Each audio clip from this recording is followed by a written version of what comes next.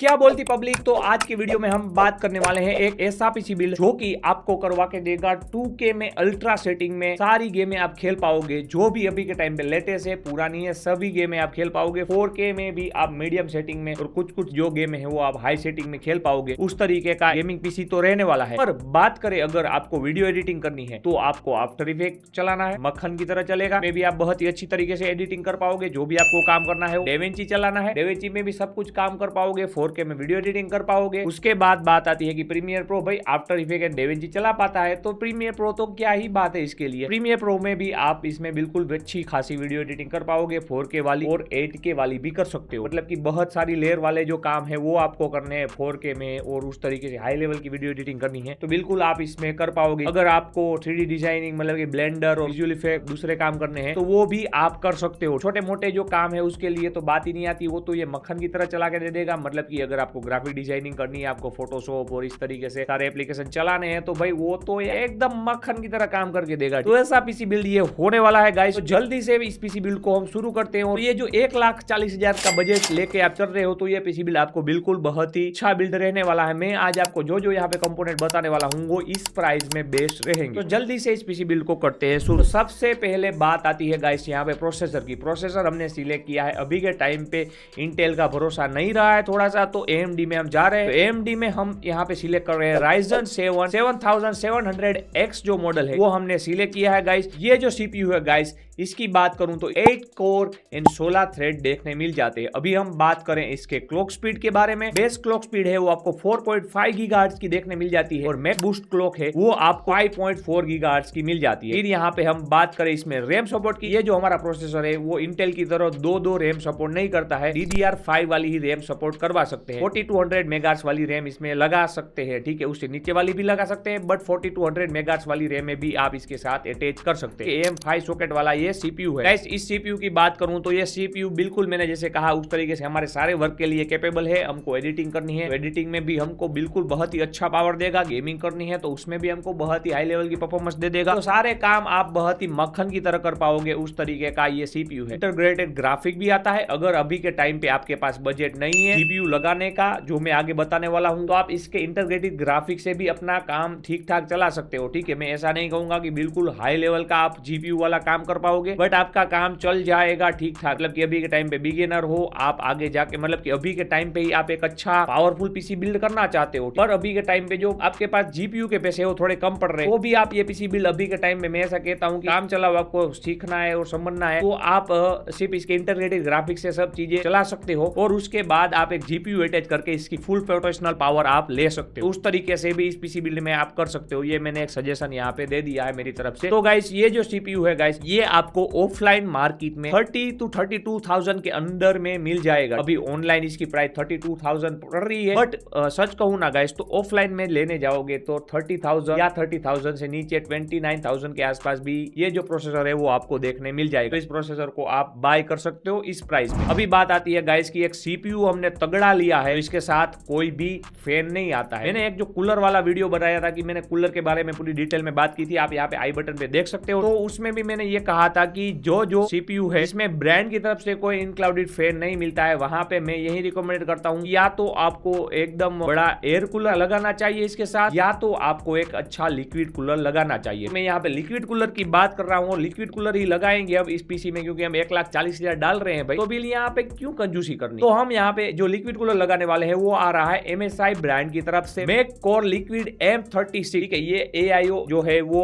यहाँ पे ये AIO मतलब कि जो लिक्विड कूलर है वो MSI की तरफ से आता है। 360 mm का ये लिक्विड कूलर है गाइस। इसमें आपको RGB के नशे भरपूर देखने मिल जाते हैं, उसके नशे आप कर सकते हो। और गाइस हमारा जो CPU है उसको बहुत ही अच्छे टेम्परेचर में मेंटेन करके चलेगा और एकदम अच्छी कूलिंग देगा। उस तरीके का ये कैपेबल एक AIO है या लिक्विड कूलर है, ऐसा कहूं तो भी गलत नहीं है। और इसकी प्राइस की मैं बात करूं गाइस तो ये 8,000 रुपए में आपको मिल जाएगा ऑफलाइन या ऑनलाइन मार्केट में। ऑफलाइन मार्केट में सच कहूं तो बार्गेनिंग करोगे तो 7 साढ़े 7 के आसपास में भी ये आपको मिल सकता है। अभी गाइस यहाँ पे बात आती है मदरबोर्ड की, क्योंकि हम भाई जो पावरफुल यहाँ पे CPU लगाने वाले हैं, पावरफुल GPU लगाने वाले हैं, तो एक पावरफुल हमको मदरबोर्ड भी चाहिए। तो उसी तरीके का एक हमने मदरबोर्ड सिलेक्ट किया है जो कि आता है फिर से MSI ब्रांड की तरफ से। D60M गेमिंग प्लस वाला जो मदरबोर्ड है वो हमने यहाँ पे सिलेक्ट किया है। इस मदरबोर्ड में आपको सारे जो लेटेस्ट फीचर है वो देखने मिल जाते हैं। वाईफाई का सपोर्ट है इसमें, सारे जो लेटेस्ट आपको फीचर और लेटेस्ट पोर्ट होने चाहिए वो सारे आपको मिल जाते हैं। DDR5 रैम सपोर्ट करने वाला मदरबोर्ड है। साथ में आपको यहाँ पे PCI Gen 4 का आपको सपोर्ट देखने मिल जाता है। M.2 जो SSD है Gen 4 वाली वो भी आप इसके साथ लगा सकते हैं और वो आपको यहाँ पे 2 स्लॉट मिल जाते हैं। उसके ऊपर आप सिंक लगाने के लिए मिल जाती है जिससे कि आपकी जो M.2 SSD है वो भी ये चिल्ड रख पाए, उस तरीके का भी आपको यहाँ फीचर मिल जाता है। VRM भी बहुत अच्छी क्वालिटी की आपको इसमें देखने मिल जाती है। तो सभी तरीके से अच्छा एक मदरबोर्ड हम कह सकते हैं। और ये मदरबोर्ड की प्राइस की मैं बात करूंगा तो ऑफलाइन मार्केट में ये आपको 16,000 या 15,500 के आसपास पड़ सकता है। ऑनलाइन मार्केट में ये आपको 17 या 17.5 के आसपास पड़ सकता है। तो इस मदरबोर्ड को आप परचेस कर सकते हो। गाइस अभी यहाँ पे बात आती है रैम की। रैम मैंने जैसे कहा कि DDR5 वाली रैम ही हमको इसके साथ अटैच करनी होती है। तो DDR5 वाली हम कौन सी रैम इसके साथ अटैच करें? तो इसके साथ जो हमारा CPU है वो यही कह रहा है कि 5200 मेगाहर्ट्ज वाली जो रैम है DDR5 वाली वो सपोर्ट करता है। तो हम 5200 मेगाहर्ट्ज वाली रैम ही इसके साथ अटैच करेंगे। कोरसैर ब्रांड की तरफ से वेंजेंस जो मॉडल आता है DDR5 वाली जो रैम है वो अटैच करने वाले हैं। 60 GB की 2 स्टिक हम लेंगे जो कि 32 GB रैम हो जाएगी ड्यूअल चैनल में और ये आपके काम के लिए इनफ है। अगर आपको 3D डिजाइनिंग और रेंडरिंग में थोड़ी सी स्पीड ज्यादा चाहिए, थोड़ा बहुत आपको पावर ज्यादा चाहिए, तो मैं रिकमेंड करता हूँ कि यहाँ पे आप 64 GB भी लगा सकते हैं। फिर वहां पे बजट में डिफरेंट हो जाएगा। बट अभी के टाइम पे शुरुआती जब आप पीसी बिल्ड कर रहे हो मैं यही कह रहा हूँ कि 32 GB इनफ है सारे काम के लिए। गेमिंग के लिए तो 16 GB भी इनफ है, बट वीडियो एडिटिंग और ऐसे काम कर रहे हो तो वहां पे 32 GB लगाओ तो आपको ज्यादा अच्छी बूस्ट मिलेगी रेंडरिंग में और सारे वीडियो एडिटिंग के दूसरे काम। तो 4000 रुपए में 16 GB की एक स्टिक आती है। तो ऐसी 2 स्टिक आपको लेनी है जो कि आपको 8,500 के आसपास आपको पड़ जाएगी। तो ये रैम आप परचेस कर सकते हो पीसी बिल्ड के साथ DDR5 वाली कोरसैर वेंजर। अभी बात आती है गाइस यहाँ पे स्टोरेज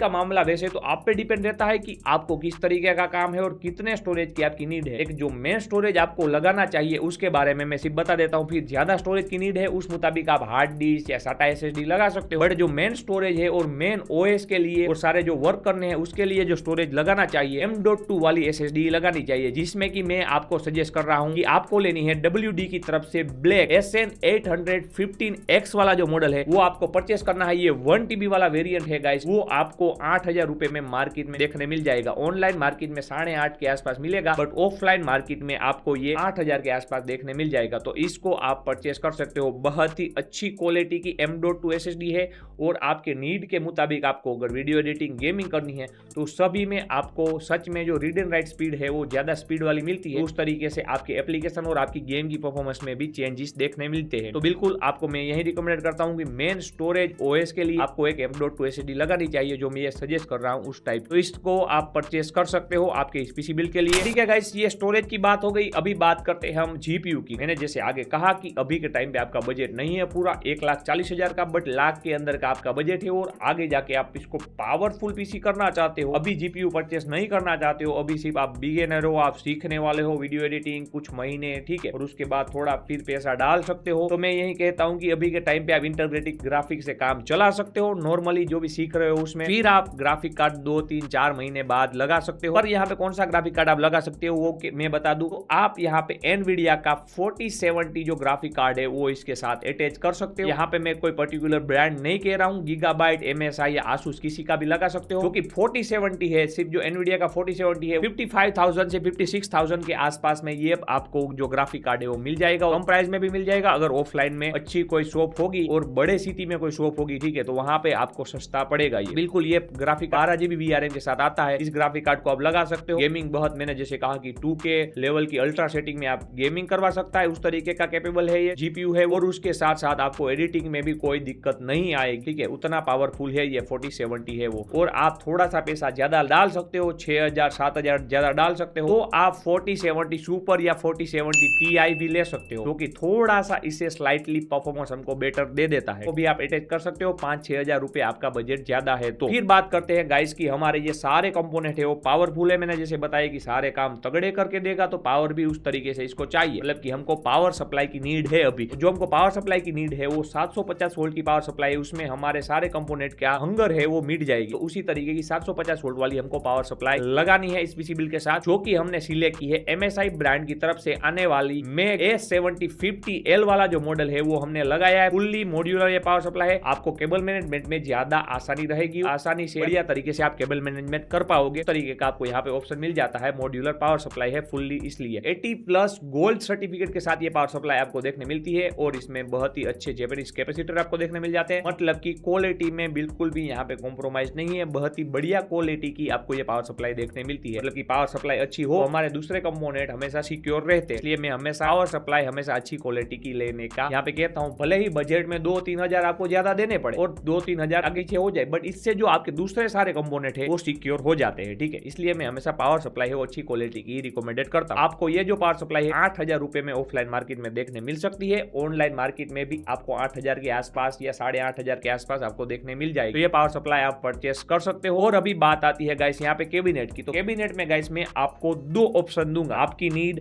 और आपको किस तरीके का दिखावट में चाहिए आपका पीसी, ठीक है, उस तरीके से जो यहाँ पे कैबिनेट है वो सिलेक्ट कर सकते हो। इसलिए मैं यहाँ पे 2 ऑप्शन दे रहा हूँ, दोनों का बजट 5,500 से 6,000 के आसपास रहेगा। तो सबसे पहला जो कैबिनेट है वो मैं बता रहा हूँ एनटेक की तरफ से आने वाला CA800 जो कैबिनेट है वो मैं यहाँ पे बता रहा हूँ। इसमें आपको प्री इंस्टॉल 6 ARGB फैन का सपोर्ट आपको देखने मिल जाता है, मतलब कि ब्रांड की तरफ से ही आपको यहाँ पे 6 ARGB फैन मिल जाते हैं। दूसरी बात ये करूँ कि पूरा जो साइड व्यू है, मतलब कि पूरा टेम्पर ग्लास वाला व्यू है, जिससे कि जो आपका पीसी है उसका जो व्यू है वो एकदम फेबुलस आने वाला है। और इसमें 360 mm का जो हम AIO है वो भी ऊपर की तरफ और नीचे की तरफ लगा सकते हैं, उस तरीके का हमको इसमें ऑप्शन देखने मिल जाता है। और एयर फ्लो की तो क्या ही बात करूं, मतलब कि कूलिंग का ऑप्शन भी हमको इसमें ज्यादा अच्छा देखने मिलता है। लुक वाइज तो आप देख ही सकते हो इतना बढ़िया लगता है। अगर आपका मतलब 1,40,000 डाल रहे हो तो पीसी उस तरीके से लगना चाहिए। और सच कहूं तो इससे ज्यादा का ही लगता है। अगर ये कैबिनेट लगाओ तो आप कह सकते हो कि मेरा पीसी 2 लाख का है, तो कोई भी यकीन कर लेगा तरीके का ये कैबिनेट है। और सच कहूं तो एनटेक ने जो इस प्राइस में इस तरीके का लुक दिया है भाई, आउट ऑफ लेवल। 5,500 या 5,000 में ये आपको ऑफलाइन या ऑनलाइन मार्केट में देखने मिल जाएगा। तो ये कहूंगा कि मैंने 3,500 का कैबिनेट लिया है आज से 1 साल पहले। अगर उस टाइम पे ये ऑप्शन होता तो बिल्कुल मैं यही परचेस करता। रिकमेंडेड मैं करता हूं कि ये लगा सकते हो, क्योंकि हमारा जो जीपीयू है गाइस वो भी थोड़ा बड़ा है 4070, तो वो भी इसके साथ बिल्कुल अटैच कर सकते हो। इसमें अटैच हो जाएगा, पूरा फिट बैठ जाएगा उस तरीके का ये इसमें स्पेस हमको देखने मिलता है। केबल मैनेजमेंट जो है वो भी हमको इसमें अच्छा देखने मिलता है, मतलब कि पीछे की तरफ बहुत ही अच्छी तरीके से आप केबल मैनेजमेंट कर सकते हो, उस तरीके का ऑप्शन है। और पीछे की तरफ आप अलग से एक पैनल मिल जाता है जिसमें कि आप पावर सप्लाई लगा सकते हो। इस तरीके से पूरी तरीके से फुल फंक्शनल और फुल्ली फीचर वाला और लुक तो भाई